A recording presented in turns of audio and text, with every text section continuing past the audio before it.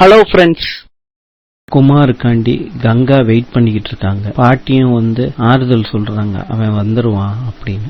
அவர் friend கிட்ட ரொம்ப feel பண்ணி பேசிக்கிட்டு இருக்காரு. என்னால போட்டியில ஜெயிக்க முடியலையேன்னு. குமார் ஃப்ரெண்டு சொல்றாரு, 5 லட்சம் சம்பாதிக்க முடியலையா, 50 லட்சம் சம்பாதிக்கணும்னு வைராக்கியத்துக்கு கொண்டுட்டு வாங்கனே அப்படின்னு. 5 லட்சம் கொண்டுட்டு வர்றதுக்கே கங்கா ஒரு மாதிரியா என்ன பார்த்தா. காவேரி அழுதுகிட்டு இருக்கதா தாத்தா பாத்துறாரு. தாத்தா இன்னும் தூங்கலையா? நான் தூங்குறது இருக்கட்டுமா, நீ ஏன் தூங்காம இருக்க? இதுக்கெல்லாம் காரணம் வேணுமா தாத்தா?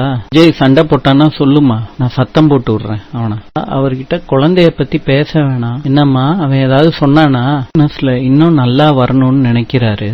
அதுல போக்கஸ்டா இருக்கட்டுமே. குழந்தைய பத்தி எல்லாம் பேச விட்டு அவர் பயந்துட்டாரு. ஒரு பெரிய கமிட்மெண்ட்னு நினைக்கிறாரு. பேச வேணாம் தாத்தா, அவருக்கு எப்ப வேணுமோ அப்ப பெத்துக்கிட்டு எங்கேயும் வெளியே கூட்டிட்டு போன்னு அவரை வற்புறுத்தாதீங்க தாத்தா, அவருக்கு வேலை நிறைய இருக்கும்.